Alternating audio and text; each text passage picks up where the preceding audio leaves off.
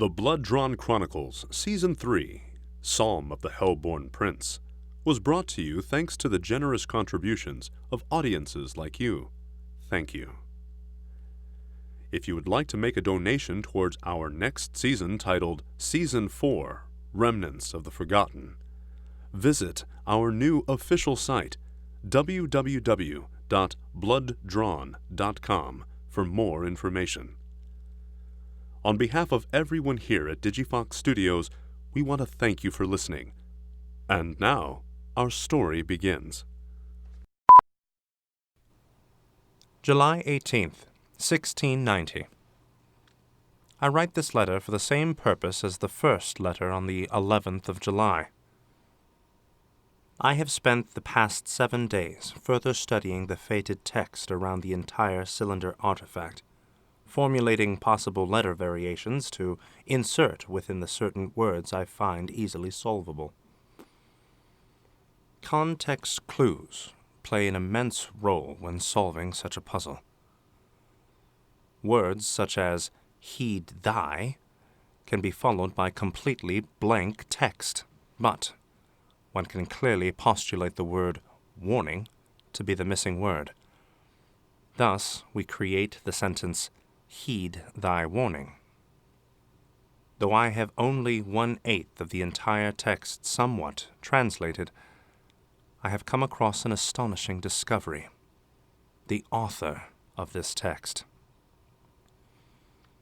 The name itself has vanished with time. However, the first and last characters of the name remain. The first character is the most crucial to discovering the origin of the author himself. In this case, the character D. Clearly, the author belongs to the house of my enemy. What unveils things further is not only the last character, S, but also how many characters, given the font, can fit neatly between the D and the S. 7 characters can comfortably be inserted between the two, which then begs the question: who in House D carries a 9-character name ending with S? The answer may be found in Diophilus's book, and though the name Diophilos fits the criteria of a 9-character name beginning with D and ends with S, there is another who I believe better fits the timing of the cylinder's origin.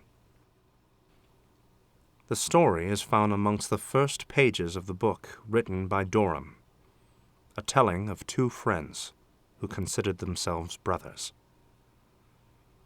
The first of the 2 was none other than my great-great-grandfather Morpheus, son of Melbourne. The other man, the one I believe to be the author of this text, was Demidicus, son of Damascus. These 2 men's friendship was formed by the passion they both shared for the history of my world, the new world built by their ancestors, which stretched as far back as Adlam I is known as New Aden.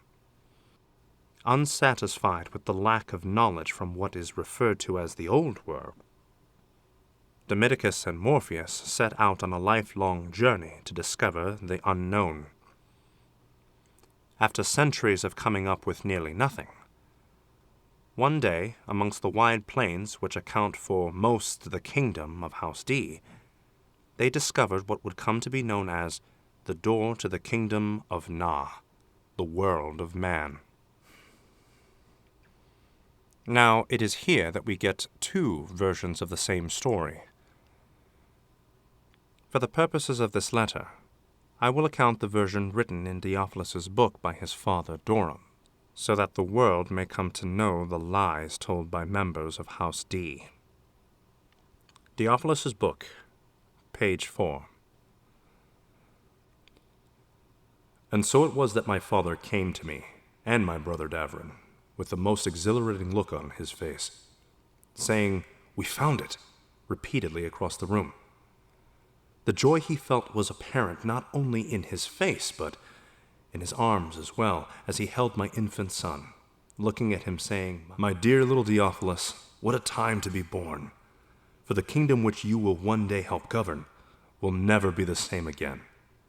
Blessed are we as a family, for our kingdom, as well as that of my brother Morpheus's, shall forever be remembered within the added pages of the Book of Orion. For some reason, my father's words brought about a new sense of hope for me. However, my mind could not help but think of how Morpheus's house will receive the news. House M is notoriously known for their selfishness, and I can already see Matthias's greed taking the better of him. Theophilus's book, page 7. Today marks the first day into the long voyage Morpheus and my father embark on. Though today should be a momentous occasion, what has me somewhat disturbed is the last-minute inclusion of Morpheus's only son, Marcus, in the New World. 2 members of House M, alone in a new world with my father, spell more for me than just a 2-against-1 voting difference when conflict occurs. My father's love for Morpheus blinds him to the true intentions of House M. They pride themselves on being men of honor, and though it is a wide-known fact that no son of Michael has ever gone back on their word, it is that simple fact that makes them so untrustworthy. I pray the gods watch over my father, that he may return safely no matter how long the journey, that he may return to know his grandson before he reaches adulthood. May the gods keep you safe and out of harm's way. Father. Theophilus's book, page 20. It has been far too long that my father has been absent in this world. With both Morpheus and Marcus gone, the role of acting head of House M was left to none other than Marcus's eldest son, Matthias, with Midas, his younger brother, as his high count. As close as our 2 houses are, Matthias and I could not be more apart. He's a cold man. It shows in the way he raises his children.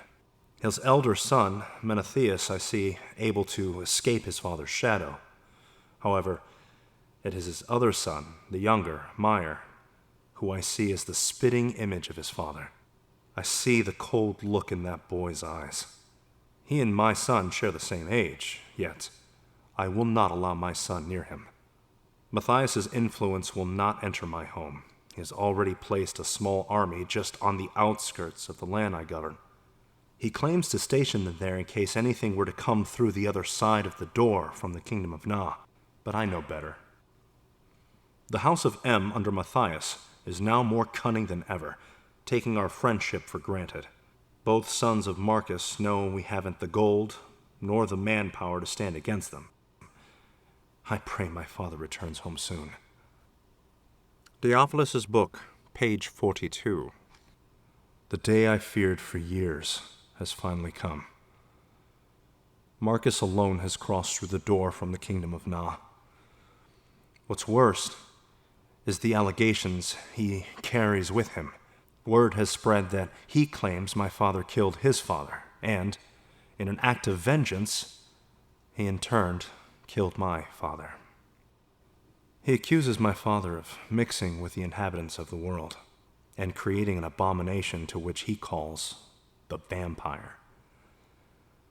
To make matters more complexing, further news has arrived that Marcus's life dwindles due to an unknown poison from an unknown world. I can already see the future that is to come. House D does not have the power to stand against House M, and I know Matthias will not rest until the House of D becomes no more than a memory. I pray to the gods, who so far have ignored my pleas. Hear me now. Theophilus's book, page 43. With my father gone, my brother, Davrin, is now the head of House D. My brother is many things, but a leader he is not. His temper and violent bursts of anger make him an easy target for House M to toy with. As his first act, he has named me his High Count. Now, I am second in command of the family and answer only to him.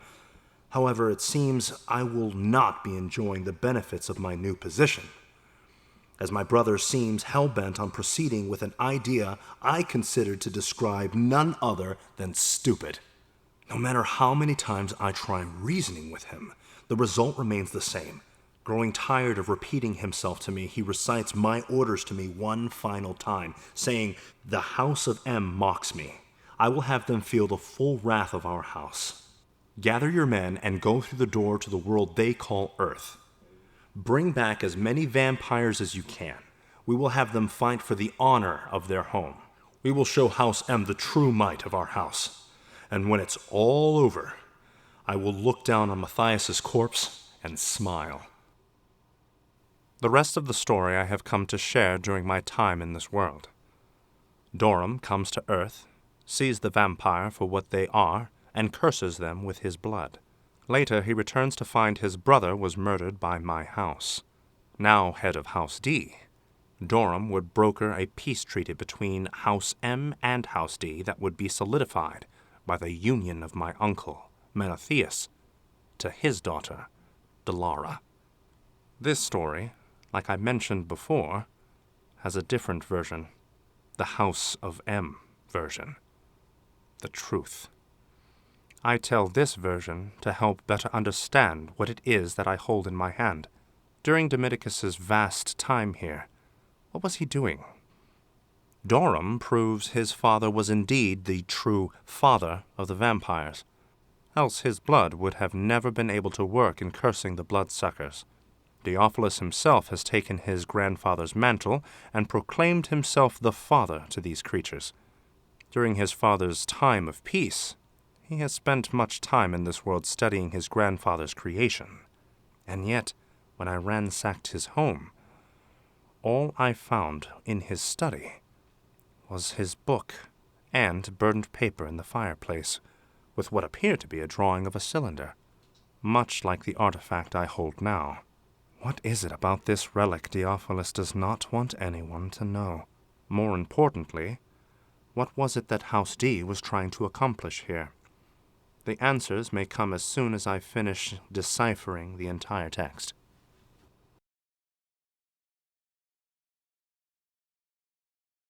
Thank you for listening to this episode. If you enjoyed it, please feel free to like, share, rate, and most importantly, subscribe. We'd also be very grateful and would love to hear your thoughts on the episode, so please feel free to leave a comment. Thank you.